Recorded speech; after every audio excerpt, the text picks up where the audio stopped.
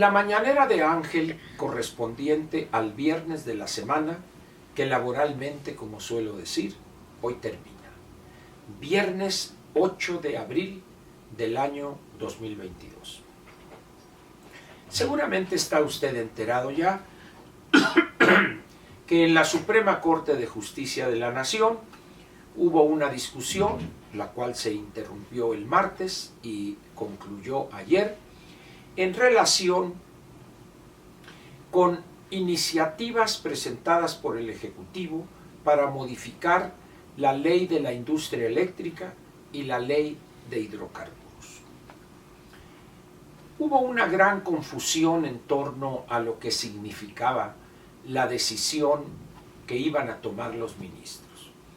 Que si se necesitaban 4 para impedir la mayoría de 2/3, de 8 para evitar lograr esto, etcétera, etcétera. De tal manera que hoy han surgido una serie de explicaciones donde, para ponerlo de manera clara, lo aprobado ayer en la Corte prácticamente nada cambia en cuanto a la confusión, en cuanto al mensaje enviado a los inversionistas extranjeros y nacionales en torno a la cuestión eléctrica. Este es el punto más importante. En los próximos días los especialistas nos dirán exactamente qué fue lo que pasó y cuáles son las implicaciones, si los amparos que todavía subsisten se deberán revisar, recibirlos en la Suprema Corte o deberán ser desechados, si podrán los quejosos o aquellos que sienten que se dañan sus derechos o las empresas presentarán amparos y quién sabe qué vaya a suceder. Pero repito, por encima de todo esto está el mensaje que este gobierno ha enviado no solo al país, sino también a nuestros principales socios comerciales. Eso es algo que debemos tener en mente. El mundo no de hoy, no hoy, sino desde hace cuando menos 30 o 40 años, ha colocado la confianza de los inversionistas en el lugar número 1 o en el elemento o factor fundamental para tomar riesgos en este o en aquel país. La pregunta surge entonces clara: ¿qué necesidad tengo yo de ir a tomar riesgos en México, en un sector de la economía con tanto futuro como es la generación de energía eléctrica, sea a través del gas natural o algo, pero también a través de energías limpias, fotovoltaica, eólica, etcétera? Si lo que voy a tener es un cambio de humor del gobernante y en consecuencia un cambio caprichoso de la ley y amparos y amparos y amparos, donde los únicos que saldrían ganando, sea cual fuere el resultado, serían los despachos o los bufetes de abogados. En esas condiciones, pues, prácticamente México envía un mensaje clarísimo al mundo empresarial, al mundo del capital privado. ¿Saben qué? No vengan, no inviertan en México. Nosotros podemos, con la Comisión Federal de Electricidad al frente y con un hombre visionario, moderno, con una mentalidad ágil y que comprende perfectamente todos los detalles de la energía eléctrica, su generación, oleoductos, gasoductos, etc., el licenciado Manuel Bartlett Díaz. En esas condiciones, pues, México solo se cierra las puertas de la inversión extranjera directa. Ayer nos enteramos que por tercer año consecutivo México sale de esa lista que prácticamente todos los interesados en invertir en otros países consultan, que es la que elabora anualmente la consultoría A.T. Kearney, donde los primeros 25 países adecuados para invertir aparecen ahí. México, repito, por tercer año consecutivo, ya no está en los primeros 25. Pero eso al presidente no le importa. ¿Qué le interesa al presidente? Ordenarle al secretario de Gobernación, el florero del Edén, que vaya a la corte a presionar a este, aquel o aquel para obtener los 4 votos necesarios para aprobar algo que bien a bien nadie sabe qué fue, cuáles son sus consecuencias, y que de acuerdo a las primeras conclusiones de los especialistas, prácticamente nada cambiaría. Eso nos lleva a que la semana próxima, la que llamamos la Semana Santa o la Semana Mayor, de acuerdo a algunos, habrá sesiones en Cámara de Diputados. Pero dicen unos, ¿estarán los de la oposición dando por descontado que todos los diputados de Morena y afines estarían ahí? Alguien dirá, pero no tienen ellos las 2/3 partes.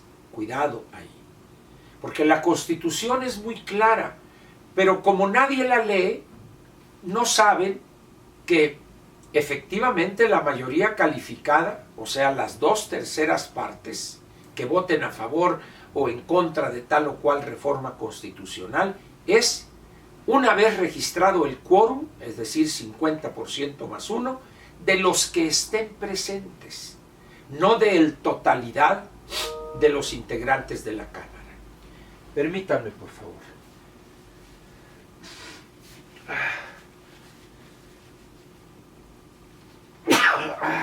No salgo todavía de esta ley. Decía pues, no se requieren las 2/3 partes de 500 diputados, es decir, 334. No. Se requiere primero que haya quórum, 251. Y después entra a la discusión el tema y que las 2/3 partes de los presentes voten a favor o en contra, según sea el caso. En esas condiciones, ¿a qué le apuesta Morena? A que todos sus diputados, que son 201, 202, más los que integran sus paniaguados, sus glúteos veloces, los del PT y el Verde, estén presentes y conseguir el quórum. Y ahí sí se amolaría la oposición. Pero, ¿es válido esperar que nadie iría de la oposición? No lo creo, pero ese es el madruguete que piensan dar la semana próxima, lunes, martes y o miércoles. Aun cuando ya había un acuerdo tomado de que no iba a haber sesiones durante la Semana Santa. Pero ya ve usted cómo es el bulto y sus caprichos. ¿Qué es lo que tenemos aquí entonces? Un desprecio por los problemas reales que enfrentan decenas de millones de mexicanos. Lo único que le interesa al presidente son sus caprichos, su soberbia, su megalomanía, y que lo demás se vaya por el caño. Como se suele decir, con una victoria más como esta, ¿para qué queremos enemigos y para qué queremos derrotas? El presidente, en esa desesperación y al ver que ya no tiene los recursos que él pensó tendría, que ya no tiene los votos que él pensó tendría en la elección intermedia, y que ya no tiene la unanimidad y fuerza total y el control total en su partido, tampoco los tiene. Además, hay una división abierta ya dentro de lo que se llaman hoy las corcholatas.